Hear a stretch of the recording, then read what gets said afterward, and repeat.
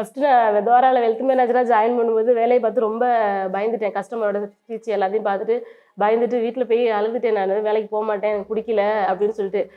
ஒரு வெல்த் மேனேஜருக்கு நேர்மை ரொம்ப முக்கியம். பஞ்சுவாலிட்டி கரெக்டாக இருக்கணும்.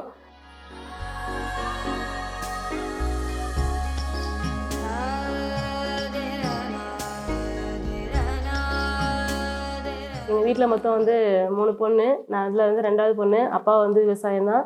அம்மா வந்து கூலி வேலைக்கு போகிறவங்க. நான் வந்து எம்எஸ்சி பிஎட் வந்து பண்ணியிருக்கேன் சார். மேத்தமேட்டிக்ஸ் படிச்சிருக்கேன். எனக்கு ஆம்பிஷன் பார்த்தீங்கன்னா, எனக்கு பேங்கிங் லைனில் படிக்கும்போதே பேங்கிங் லைனில் எனக்கு வேலைக்கு போகணும் அப்படிங்கிற விருப்பம் தான் இருக்குது. துவாரா கேஜிஎஃப்எஸ் ஆட் வந்து நியூஸ் பேப்பரில் பார்த்துட்டு அது மூலிமா இன்டர்வியூ போய் ஜாயின் பண்ணேன். இப்போ வந்து 11 இயர்ஸாக ஒர்க் பண்ணுறேன். நான் ஜாயின் பண்ணும்போது வெல்த் மேனேஜராக நான் ஜாயின் பண்ணேன். அப்புறம் 2 இயர்ஸ் வந்து வெல்த் மேனேஜராக இருந்தேன். அப்புறம் ப்ரொமோஷன் ஆகி சீனியர் வெல்த் மேனேஜர் ஆனேன்.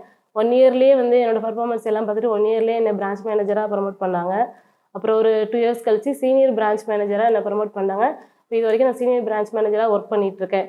ஃபஸ்ட்டு நான் துவாராவில் வெல்த் மேனேஜராக ஜாயின் பண்ணும்போது வேலையை பார்த்து ரொம்ப பயந்துட்டேன். கஸ்டமரோட ஸ்பீச் எல்லாத்தையும் பார்த்துட்டு பயந்துட்டு வீட்டில் போய் அழுதுட்டேன். நான் வேலைக்கு போக மாட்டேன், எனக்கு பிடிக்கல அப்படின்னு சொல்லிட்டு.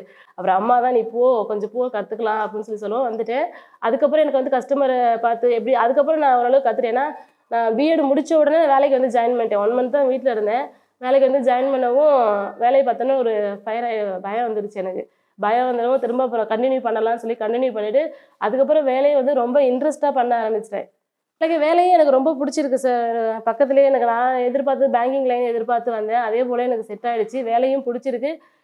கஸ்டமரை இன்ட்ராக்ட் பண்ணுறது போய் நான் கஸ்டமரை மீட் பண்ணும்போது ஒரு கஸ்டமர்ட்டேருந்து ஒரு விஷயம் வந்து நான் கற்றுக்கிறேன். நிறைய கஸ்டமருக்கு வந்து பார்த்திங்கன்னா அவங்களுக்கு அவசர தேவை.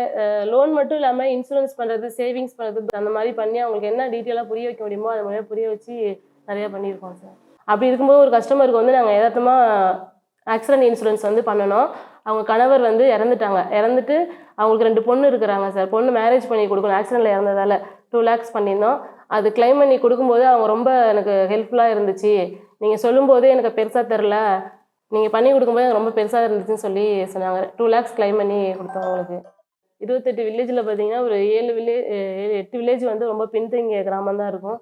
அப்போக்கெல்லாம் இந்த கந்து வெட்டிக்கு வாங்குறது அந்த மாதிரி வாங்கிக்கிட்டு இருந்தாங்க. இப்போ நாங்கள் வந்து லோன் நம்ம பண்ணினதுலேருந்து அந்த கந்து வெட்டி கொடுக்க வந்து ஸ்டாப் ஆகிடுச்சு. 2800 கஸ்டமருக்கு வந்து நம்ம லோன் ப்ரொவைட் பண்ணியிருக்கோம். இயர்லியில் 2 or 3 months வந்து 1 crore அபோவ் வந்து டிஸ்பர்ஸ்மெண்ட் பண்ணியிருக்கேன். அதில் என்டர்பிரைஸ் லோன் பார்த்தீங்கன்னா ப்ரீவியஸ் ஃபினான்ஷியல் இயரில் வந்து டாப் 1 வந்து 72 பிரான்ச்சில் top 1 Elakkurichi branch first place year டிஸ்பர்ஸ்மெண்ட்டில். துவாரா கேஜிஎஃப்எஸ் வந்து ஃபீமேலுக்கு வந்து ரொம்ப சப்போர்ட் பண்ணுறாங்க சார். சேஃப்டி அண்ட் செக்யூர் வந்து ரொம்ப அதிகமாகவே இருக்குது. இப்போ என்ன ஒர்க் ப்ரெஷர் இருந்தாலும் அதிக நேரம் வந்து நைட்லலாம் வந்து இருக்க வைக்க மாட்டாங்க. ஒரு 7-7:30க்கெலாம் நீங்கள் கிளம்பிடலான்னு சொல்லி சப்போர்ட் பண்ணுவாங்க. எங்கள் வீட்டில் மொத்தம் 3 பொண்ணு தான். அக்காவுக்கு படித்து ஒரு 2 வருஷம் ஒர்க் பண்ணாங்க, மேரேஜ் ஆகி போயிட்டாங்க. மற்றபடி நான் சம்பாதிச்சு இந்த துவாராவில் வந்து சம்பாதிச்சு எடுத்து வச்சு தான் என் தங்கச்சியை நான் மேரேஜ் பண்ணி கொடுத்தது. என்னை மேரேஜ் பண்ணது எல்லாமே என் துவாராவில் வந்து சம்பாதிச்சு பண்ணதில் தான். இப்போ நான் 3 குழந்தை வச்சு ஃபேமிலியை ரன் பண்ணிகிட்டு இருக்கேன் அப்படின்னா கண்டிப்பாக துவாரா மட்டும்தான்.